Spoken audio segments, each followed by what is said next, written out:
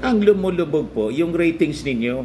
Nang ibig sabihin, hindi nagugusto sa mga pinagagawa ninyo. Yung sinasabi ninyong mapandin lang, mismong yung tatay ninyo yung nagsabi nang mag-announce kayo na tatakbo silang lahat. Si Maudigs, si Baste, tapos si Pulong. Sabi mo, tatakbong senador. Pero panlilin lang man lang pala yung inyong statement. So kayo ang mapanlin lang. Bakit?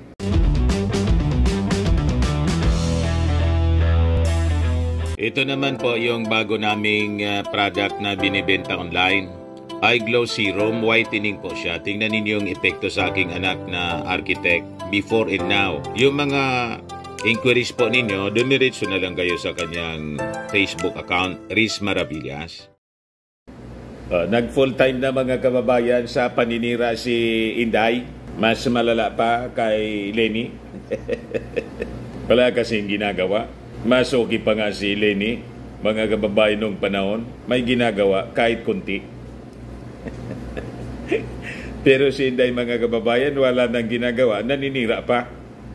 At ang mas matindi, dinesignate niya yung sarili niya as, inappoint niya yung sarili niya as designated survivor na ang objective po, to make over. Di ba?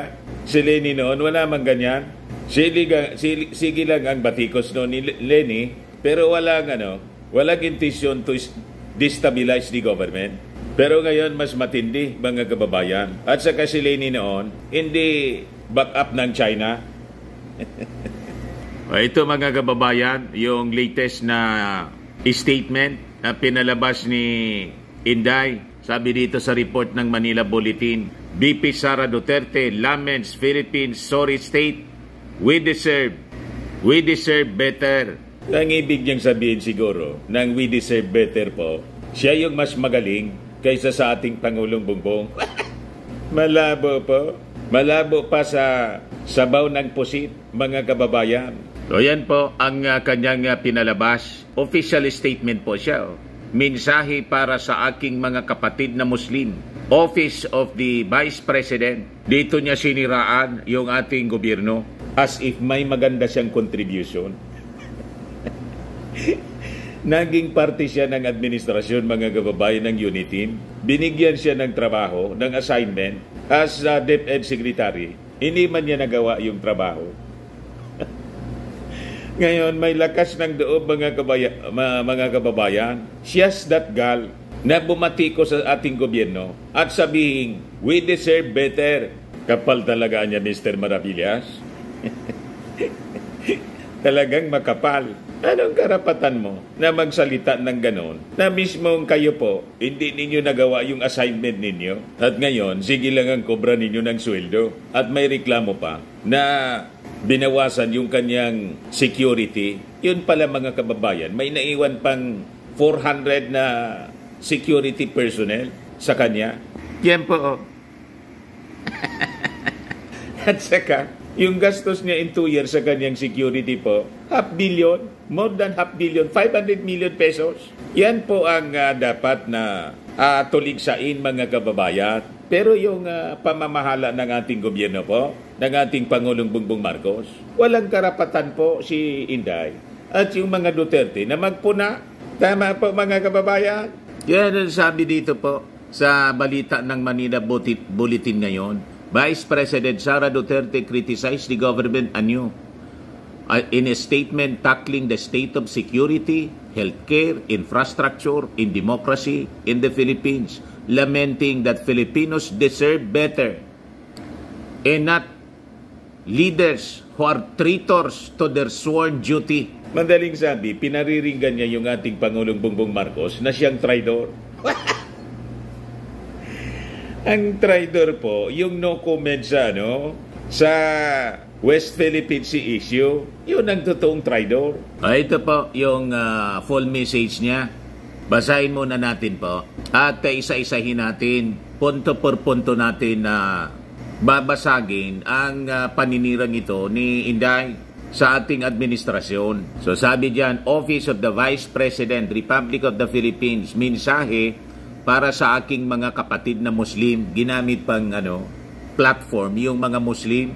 Sa aking mga kapatid na Muslim, nais kong ipaabot ang aking taos-pusong pasasalamat sa aking mga kababayan na kabilang sa 6 na Muslim tribes mula sa Davao City. Maraming salamat sa aking mga kapatid na Iranon, Kagan, Maguindanao, Maranao, Sama at Tausug para sa walang takot na pagpapahayag ng suporta at kagustuhang tumulong para sa kaligtasan ko at ng aking pamilya. Introduction pa lang po, sablay na po. Selfies, pansarili lang niya, yung kaligtasan lang niya, mga kababayan, ang kanyang concern. Hindi pa makuntinto sa 400 na security niya na yung ginagastos pala, mga kababayan, in 2 years, ang ginastos po, more than $500 million pesos, sabi ni Attorney Gadon, based on records. May gana pang magreklamo, siya na yung may pinakang malaking security, mas malaki pa, mas marami pa kaysa sa ating Pangulong Bongbong. Walay pulong nga makahulagway sa akong pagpasalamat kaninyo. Hindi natin maintindihan kung ano yan. Ngunit sa puntong ito, sadyang hindi ang aking seguridad ang mahalaga, kundi ang kaligtasan ng ating bansa. Kung hindi mahalaga yung security mo, kaligtasan ng bansa iniisip mo, bakit ka nagrereklamo at walang tigil sa pambabatikos kay General Marbil ng inyong mga supporters, yung inyong mga nausog vloggers? Di ba? So iba yung sinasabi ninyo sa totoong pinapakita ninyo mismo at ng inyong mga kasama. Sabi niya, ang Pilipinas ay pinamumunuan dapat ng mga taong may malasakit at kakayahan para itaguyod ang malinis na pamalaan at pagunlad ng bayan. Subalit ang Pilipinas ngayon ay pinamumunuan ng mga taong walang katapatan sa trabahong sinumpaan. Kaya ang tanging nananaig sa atin ay takot para sa kinabukasan ng ating mga anak. Parang yung sinasabi po ninyo, mas nababagay pong sabihin habang nakaharap po kayo sa salamin. Walang katapatan. Mas matapat pa kayo kay Pastor Apollo Kibuloy. Di ba? Laging may statement kayo pagdating kay Pastor Apollo Kibuloy. Kaysa sa issue sa West Philippine Sea, no comment palagi. Yun ang malinaw po eh. Kaya mas maganda habang binabasa po ninyo ito, nakarap kayo sa salamin at dapat tinuturo ninyo yung sarili ninyo. Tama po? Sabi pa niya, ang Pilipinas bilang isang kapuluan, dinadayo ng bagyo taon-taon, may komprehensibong plano dapat at mga matatag na infrastruktura laban sa kalamidad. Subalit ang Pilipinas ngayon ay may gobyernong umaamin na wala man lang tayong flood control master plan. Mabuti nga sinabi ng ating Pangulo, ng Pilipinas wala man national master plan. Ang tanong, inamin ba yan ng inyong tatay? Ano ginawa ng inyong tatay doon sa budget para sa flood control? Amounting to 2.5 trillion. Di ba? 6 years yung inyong tatay na namuno sa ating bansa. Inubos yung panahon sa EJK, tukang-tukang. Anong resulta? Naharap kayo sa kaso sa ICC. Pero yung problema natin sa flood control, sa pagbaha, may ginawa kayong yung pamilya ninyo may ginawa na solusyon. Di ba wala? So ito ngayon ang sinusolusyonan ng ating Pangulong Bongbong Marcos. Ito nga yung ating Pangulo 1 hour ago. Sinayaan ni Pangulong Ferdinand Marcos Jr. ngayong Agosto 7 ang Integrated Risk Reduction in Climate Change Adaptation Project 1 na may layuning pabilisin ang paghupa ng baha sa ilang munisipalidad sa Pampanga. Yan mismo sa inauguration ceremony sa Masantol, Pampanga, binigyan diin ni PBBM ang potensyal ng IDRR CCA 1 na isulong ang disaster resilience at pagandahin ang pamumuhay sa lalawigan. Nanawagan din ang Pangulo sa mga residente at lokal na pamahalaan na magkiisa sa pagtugon sa pagbabaha sa bansa. Palibasa, wala kayong ginawa, mag-isip ng mga masasama ngayon after na kayo ay mag-resign as DepEd Secretary, mag-isip ng mga paninira. So, you are not updated sa ginagawa ng ating Pangulong Bongbong. Iyan o. Inauguration po ng flood control sa Pampanga. Kasi yung baha sa Manila po, galing sa Central Luzon, yung galing sa mga kabundukan ng Central Luzon, papuntang Bulacan, diretso sa Manila, tapos sa Laguna de Bay, ganon. Yan o, ginagawa ng ating Pangulo with the Speaker Martin, o. O, di ba? Napakalinaw po. Kaya fake news kayo eh. O, yan, ang flood control project sa Central Luzon, sa Pampanga. Yan ang ating Pangulo na sinasabi ng mga kasama mo na bangag, malayong malayo ang itsura sa pagiging bangag. O, ikumpara ninyo, mga kababayan, sino ang malinaw na bangag? Ngiwi. Yan, tingnan ninyo ang ating Pangulong Bongbong Marcos. Matikas, makisig yung itsura. Malayo dito. You see? Kaya walang maniwala po. Yan ba ang itsurang bangag? Kaya walang maniwala sa inyo. 16% na lang mga kababayan ang naniniwala sa mga Duterte. 36%. Mas lalong lumipad ang sumusuporta sa ating Pangulong Bongbong Marcos. Kaya itong paninira po ninyo, Inday, hindi ito obra, lalo itong magpapalubog sa inyong pabulusok ng ratings. Yan po, malinaw po sa survey ng Okta Research. 36 Marcos supporters. Yan, 36% ang sumusuporta sa ating Pangulong Bongbong Marcos. 16% na lang sa inyo. Yan Pro Marcos, higit na mas marami kaysa DDS sa nilabas na Okta Research na survey noong June 29 to July 1. Nakitang mas marami ang mga Marcos supporters na may 36% kaysa sa mga DDS na 16% lamang. Kaya ituloy po lang yan na paninira sa ating Pangulong Bongbong Marcos. Sigurado, pagdating ng 2028, negative na po yung ratings ninyo. Ang lilipad ng ratings po, si Martin Romualdez kasi kasangga ng ating Pangulong Bongbong Marcos sa pagpapaunlad ng ating bansa. Kayo, full-time sa paninira na. Malinaw na fake news po yung mga sinasabi ninyo. Hindi man po totoo. Sabi pa niya rito, ang Pilipinas may healthcare system. Dapat na totoong mapapalangalagaan ang kalusugan ng bawat Pilipino at maibsan ang mga gastosing medikal tuwing darating ang sakuna. Subalit ang Pilipinas ngayon ay may PhilHealth na imbes na paigtingin ay kukunan pa ng pundo upang magamit sa mga bagay na walang kinalaman sa kalusugan ng tao. Nagagawa po ng issue si Inday. Ang Pilipinas may mga representante sa Kamara dapat na nakakaintindi sa totoong sanhi ng kakulangan sa police to population ratio, that the shortage is a figure that cannot be solved during our lifetime due to the annually ballooning population and lack of budgetary resources to hire more personnel. Yan nga po ang rason kung bakit binawi yung 75 PNP personnel na nakadetail po sa inyo. Kasi unang-una, sabi ni PNP Director General Marbil, wala man kayong threat. Pero may 389 security personnel pa rin kayo or nearly 400 military and police officers.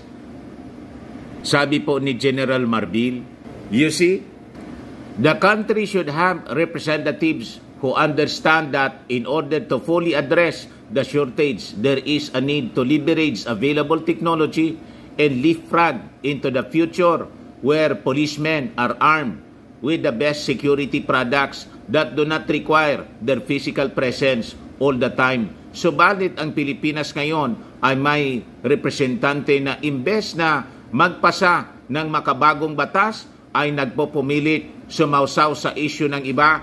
Sablay na naman po si Inday. Kayo po ang sausaw ng sausaw sa issue na hindi man dapat ninyo pinakikialaman. Simula pa ng DepEd Secretary kayo. Kaya nga wala kayong achievement sa DepEd.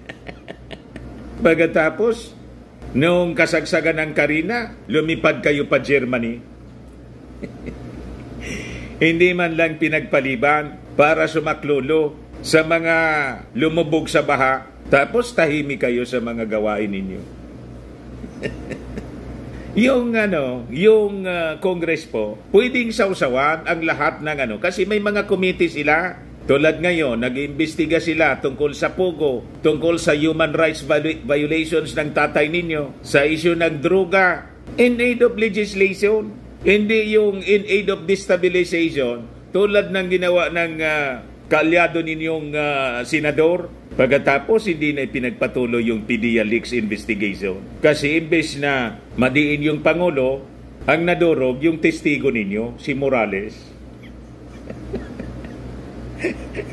You see? O ngayon may bago na naman kayong ginagamit ang nausog group ninyo, si Cathy Binag. Sige ang panira. Kaya yung challenge natin kay Bato, ipatawag ninyo para mag-isa sa Senado. Tingnan natin kung tatayo yung kanyang testimonya. Di ba? Hindi yung pa-interview ng pa-interview, karmaherli ka. Tapos during the investigation ng PDEA leaks kay Morales, na hindi umayon yung script, inaway ni Bato si Marlica. Binanatan kasi ni Marlica si Bato kasi hindi umayon sa kanilang script. Yung pagtatanong ni Bato, nadurog po yung testigo. O ngayon kasama na ninyo sa rally-rally ng nausog. O ngayon, nang ipatigil ng ating Pangulong Bongbong Marcos yung Pogo, hindi na, wala nang mga nausog rallies. Sabi ng mga observers, nawalaan niya yung daloy ng pundo. Natigil yung daloy ng pundo. Sabi niya pa, ang Pilipinas ay may airport officials. Dapat na nagsusumikap na maabot ang adhikaing magkaroon tayo ng world-class facility na pinapahalagahan ang seguridad at privacy ng lahat ng pasahero, lalong-lalo na ng pagdating sa kabataan. Subalit ang Pilipinas ngayon ay may mga opisyal ng paliparan na tikom, bibig, ukol sa banta ng seguridad at hindi man lang nagsasagawa ng masusing investigasyon tuwing may banta tulad ng pagsasapubliko ng video footage, flight details at iba pang masisilang impormasyon ng mga pasahero kahit pa ang mga minor de edad. Ito yung kanyang sinasabi mga kababayan kasi may nag-share sa media ng kanyang picture na pumuposlit po outside of Philippine Area of Responsibility sa kasagsagan ng Bagyong Karina, kaya nagagalit siya. Public official po kayo. Dapat yung mga travel po ninyo, pribado po, alam ng mga mamamayang Pilipino kung saan kayo pupunta. Di ba? Bigla na lang kayong pumuslit. Kaya kayo nagagalit kasi nabuko kayo.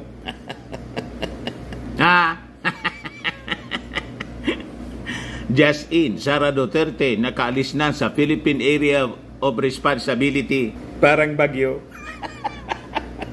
Kaya kayo nagagalit. Tapos pumunta pala kayo doon sa meeting ng nausog sa Germany. Di ba? So priority ninyo yung destabilization ng nausog sa Marcos administration kaysa sa kalagayan ng mga nalubog sa baha dahil sa bagyong si Karina. Huwag kami Inday. Sabi pa niya, ang Pilipinas bilang malayang bansa ay tumitindig dapat laban sa mga panghihimasok ng mga dayuhan sa ating mga domestic affairs. Subalit ang Pilipinas ngayon ay dali-daling yuyuko at susunod na lamang sa anumang kagustuhan at pangingialam ng mga banyanga tulad ng ICC.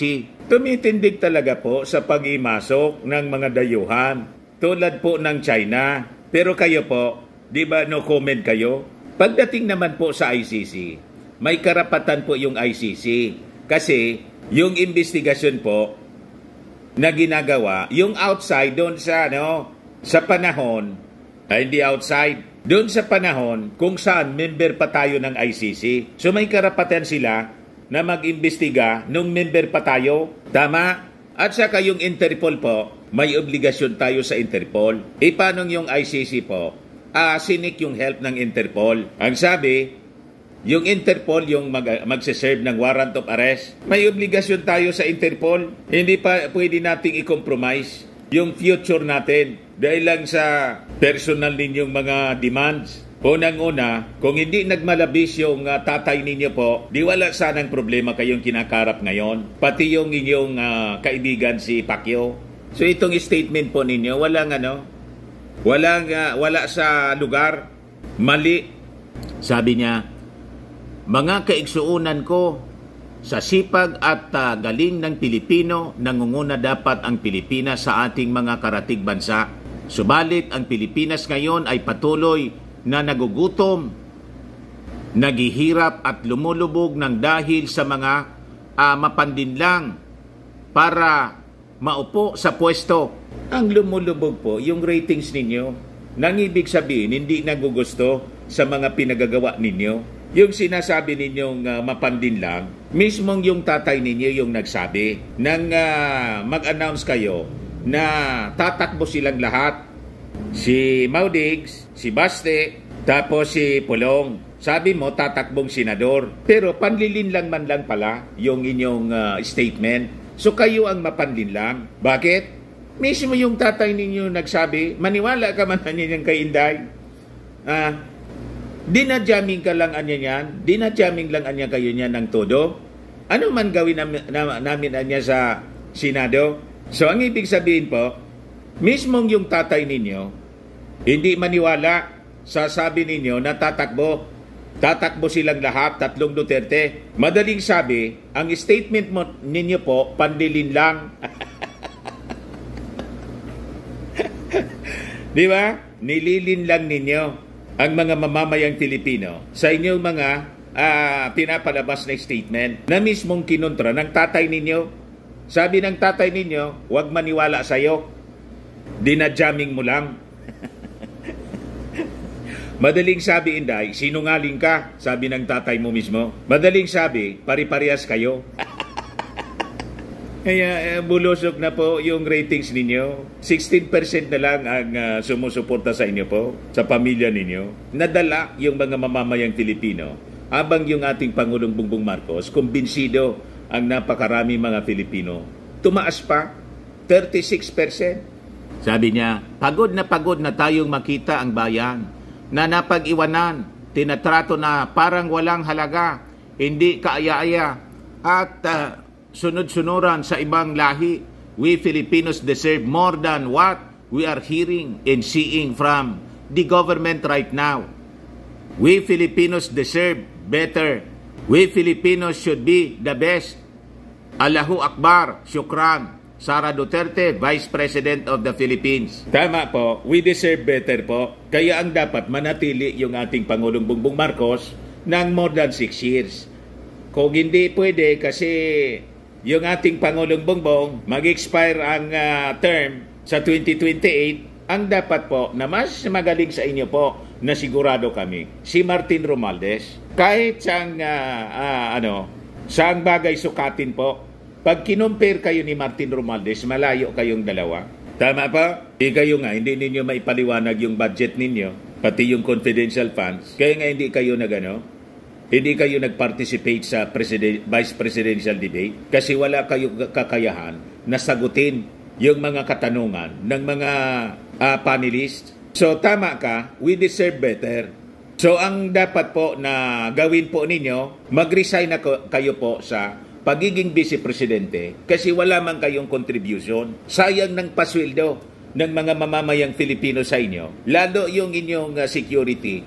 Ang gastos ninyo in 2 years time pala, 500 million plus. Loging-logi ang ating mga mamamayan sa isang non-performing public official. Non-performing na siya. Ngayon, nanggugulo pa. Yan ang masaklap.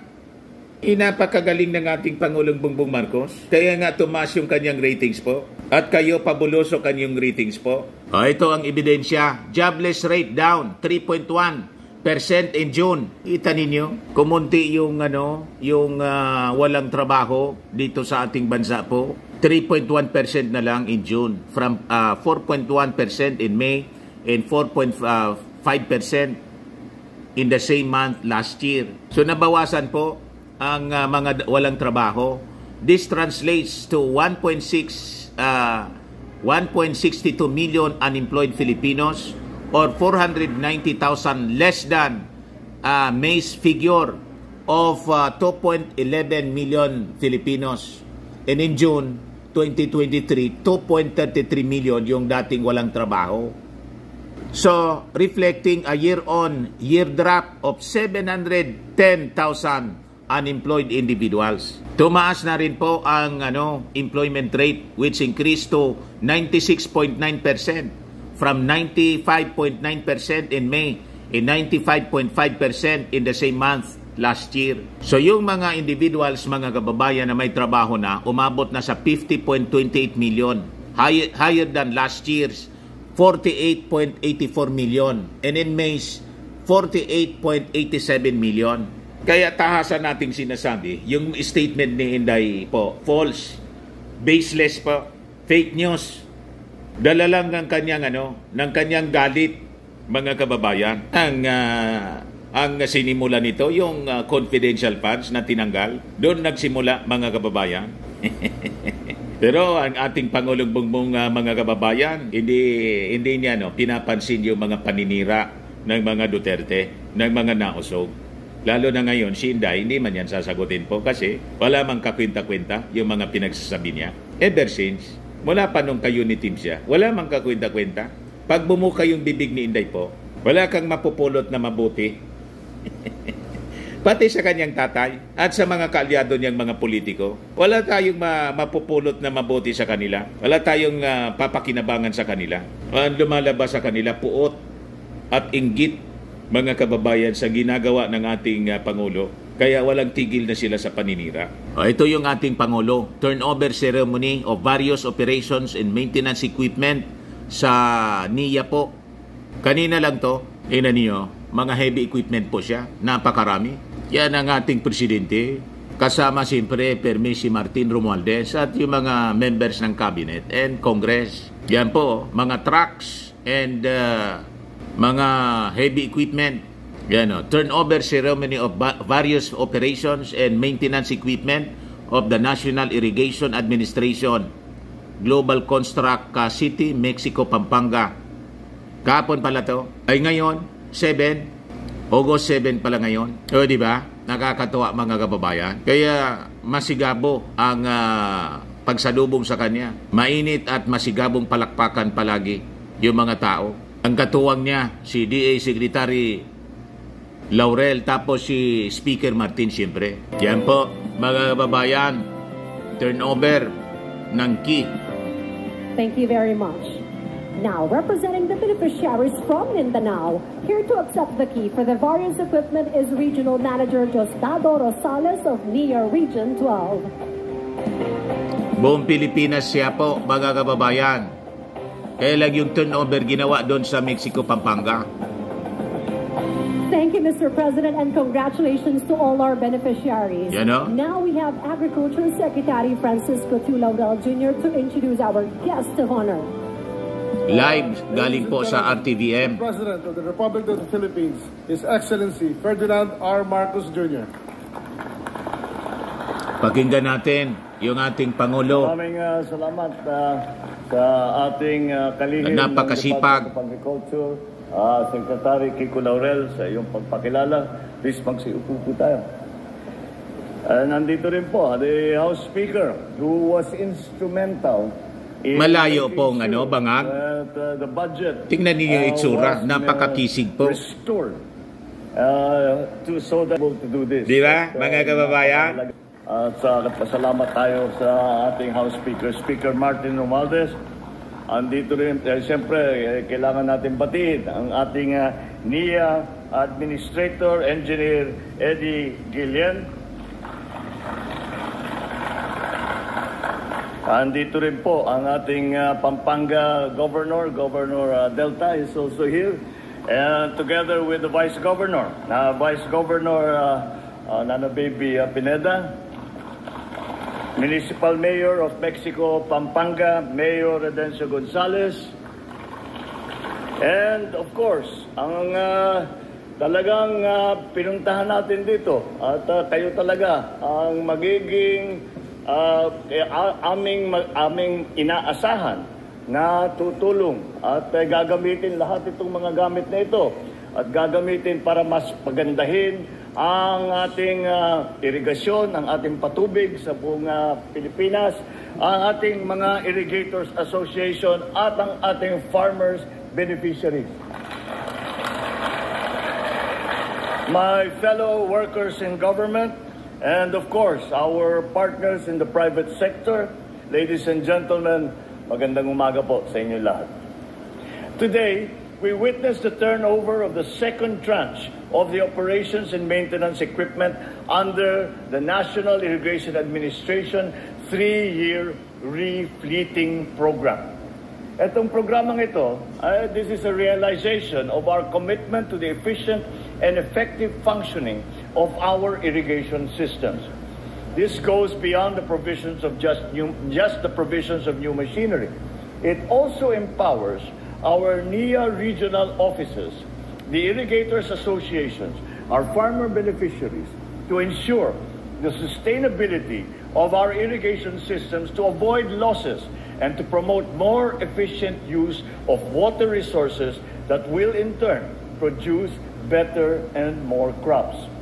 Last December 2023, we distributed 141 units of excavators amounting to an estimated 776 million pesos. That was the first tranche, turned over to the 17 NIA regional offices. Grabe po. These Ang dami. equipments are now being used for the rehabilitation, preventive maintenance, and repair of irrigation facilities. Today, we distribute 148 units. 148? Such as excavators, dump trucks, tractors with trailers to the NIA regional offices around the country. Tindi. By 2025, we will roll out the third tranche of equipment amounting to around 1 billion pesos. Kaya fake news si Inday po? Malay. Investment in our Nanira lang irrigation siya. infrastructure attests to our unwavering commitment to supporting the backbone of our economy, the agricultural sector. Through our refleeting program, we can instantly repair and build more irrigation facilities that were damaged by natural calamities, stand strong against the challenges of shifting climate change. Anong walang ginagawa sa flood control? We are still recovering from the onslaught of Typhoon Karina and Buchoy. Of course, the provision of these machineries is just one of the NIA's efforts to ensure food security. Its bigger role is in the provision of water for crops through the construction and repair of irrigation facilities. Kita ninyo? With these machines and with this equipment to optimize our irrigation systems, the NIA has provided services to more than half of our national irrigation systems and communal irrigation systems. In areas where dam construction is not feasible or where there is a need to pump water to irrigate farmlands, the NIA has provided renewable energy-driven irrigation systems. We will not stop to find solutions that work for our farmers. We remain steadfast in our efforts to employ sustainable technologies to meet our irrigation needs. Sa ating mga magsasaka, saksi tayo ngayon sa isang bagong yugto sa pagsulong ng irigasyon at agrikultura sa ilalim ng isang bagong Pilipinas. Ating pinapalawig ang mga makabagong pamamaraan sa pagsasaka at sa patubig. Pinapalakas ang ugnayan sa pagitan ng ating mga magsasaka at ng pamahalaan. At binibigyan natin ng suporta ang ating mga magsasaka upang makamit ninyo ang inyong mga pangarap at adhikain. Bilang kapalit, sana po ay patuloy po kayong magpupursige upang paundarin ang inyong mga sakahan at nang sa gayon ay magbunga ng masaganang ani ang inyong mga pagsisikap. Tunay nga po na basta sama-sama mapapatagumpay natin ang kahit anumang pagsubok. Sa ating pagkakaisa, lalo pa sa ating pagpapalakas ng sektor ng agrikultura para sa kinabukasan ng ating bansa. Nais ko rin na malaman ninyo ang kailanman hindi po namin kayo pababayaan. Yan ang Presidente. Habang pinauunlad Malayo si Digong pa. Nating moderno ang sektor ng agrikultura, hindi natin kinakalimutan lalo si Inday ang bawat magsasakang Pilipino. Malayo. Patuloy po tayong naghahanap ng mga solusyon upang mapabuti ang gawaing pagsasaka at mapataas ang inyong ani at ang inyong kita. Kaya tayo po ay magtulungan upang makamit ang isang maunlad na nausog, hindi nakikipagtulungan, ayaw makipag salamat po. Mabuhay ang ating mga magsasaka. Mabuhay sige lang panira. Mabuhay ang bagong Pilipinas.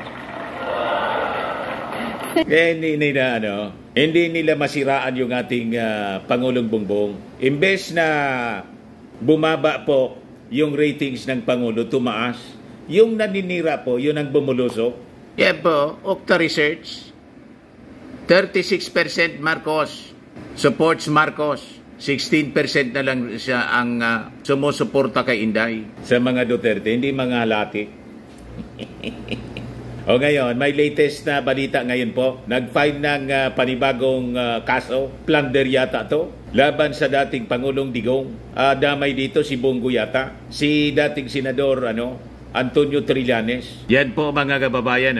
1 hour ago pa lang. Trillanes files new plunder complaint versus Duterte go over frigate deal. Pakinggan natin mga kababayan yung interview sa kanya ng mainstream media. Through inquiry dito po yung nag-publish. Ayan po. I-play natin yung balita. Po, no? Nagbigay ng specifications ang Philippine Navy na kung ano ang kailangan nila na gamit. At ito ay dinaan sa bidding process. Pero nung nanalo na sa bidding, biglang iniiba nung kontratista yung mga nakalagay dun sa napag-usapan. At dahil sa kanilang mga contacts, no, in this particular case, si Bongo at si Duterte, ay pinilipit nila yung kamay ng Philippine Navy para lunukin at tanggapin yung mga pabor dun sa private contractor. At nung nang pumalag yung Philippine Navy, in this case, yung dating flag officer in command, Admiral Mercado, ang ginawa ni Duterte, pinatanggal siya sa pwesto. At naglagay siya ng isang bata niya na opisyal na willing tanggapin yung anomalous na contract na yun.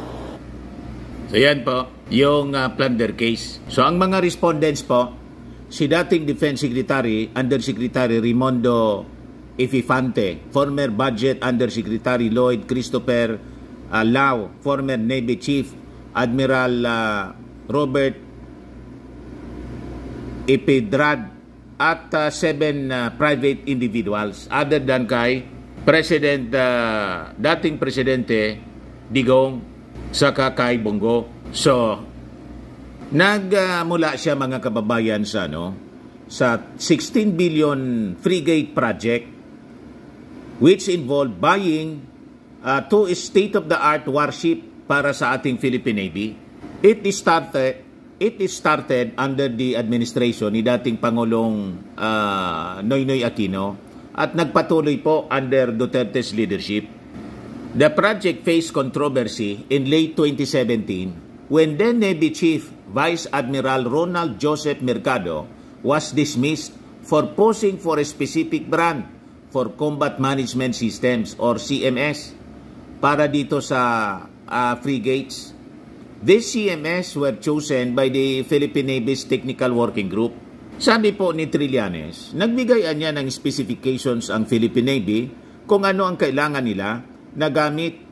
Ito ay dinaanan niya sa bidding process, pero nung nanalo na sa bidding, biglang iniba ng kontratista yung mga nakalagay doon sa napag-usapan. Sabi po ni Trillanes, puwersahan niya ni Duterte yung Philippine Navy na i-accept yung pagbabago sa kontrata. At nung pumalag yung Philippine Navy, in this case, yung dating flag officer in command, si Vice Admiral Ronald Mercado Anya, ang ginawa ni Duterte, pinatanggal niya sa pwesto. Si Mercado, pinalitan ni Impedrad, who promptly approved the alleged illegal changes in the contract, bringing the additional billions in profit to the private contractor. Pumatong daw po ng matindi, 1 billion pa yata, mga kababayan. Sa duda, mga kababayan, sa nangyari, based sa mga ebidensya na presidenta, kasama sa presidenta, sa pag-file ng asunto, may mga kumita ng bilyon. Alam na this, mga kababayan. Kaya nag-file ngayon ng plunder case kay Digong at kay Bongo, kasama yung iba pa, sa Osgado, itong si dating Senador Trillanes. Ghost intervention was confirmed by Duterte during his 2019 State of the Nation address, saying that he instructed Go to intervene in the frigate project. Kaya, mga kababayan, final na niya po yung kaso. Ngayon pa lang po sa Department of Justice. So, hintayin natin yung mga developments ng mga balitang yan, mga kababayan. Sa mga naghanap ng malinis and spacious fitness gym, pumunta lang po kayo sa aming Colossal Fitness Gym. We also offer Grab Car Rental with our brand new 2023 model ng Toyota Innova. We also accept booking for those who are planning to travel via PAL, Cebu Pacific, and other airline companies, local and international, and bills payment for Meralco Bills, PLDT, Aleco Bills, etc. Ang Colossal Fitness Gym is located at 3rd floor Security Bank Building, Lanco Business Park, Legazpi City, Alban. For inquiries, look for Gilon Maravillas, contact number 0966-802-0949. Yan po yung aming Innova. Lagi na pong matao sa amin. Dumami na po yung mga foreigners. So, mga taga-Denmark po sila. Di ba? Yan, mga kababayan, yung aming mga pugi na mga, tawag dito, mga clients, umaarte-arte sila. Ito naman po, mga British tourist sila. Ito, Indian National. Ito naman po yung bago naming product na binibenta online, iGlow Serum. Whitening po siya galing sa South Korea. Tingnan niyo yung epekto sa aking anak na architect entrepreneur. Yung mga inquiries niyo, dumiritso na lang kayo sa kanyang Facebook, Riz Maravillas. Ito naman po, Firmax Firming and Lifting Cream. Pinapahid po ito sa mga pulses in affected area. Mainam po ito sa mga pains at mga paninigas na mga kaso-kasuan. Ito, Automax Radiant Serum. Sa mukha naman yung application. Anti-aging po siya. You will look 10 years younger than your age. Sa mga cancer patients naman po, baka lang gusto ninyo itong itry. Nengxia Red Mix Fruit Drink. Hindi man po siya gamot, food supplement siya. Kaya lang, gawa siya mga kababayan sa Goji Berry. Yung Goji Berry, may anti-cancer properties. Yung mga inquiries ninyo, dumiretso na lang kayo sa aming messenger sa Facebook para masagot namin agad. Ayos pa?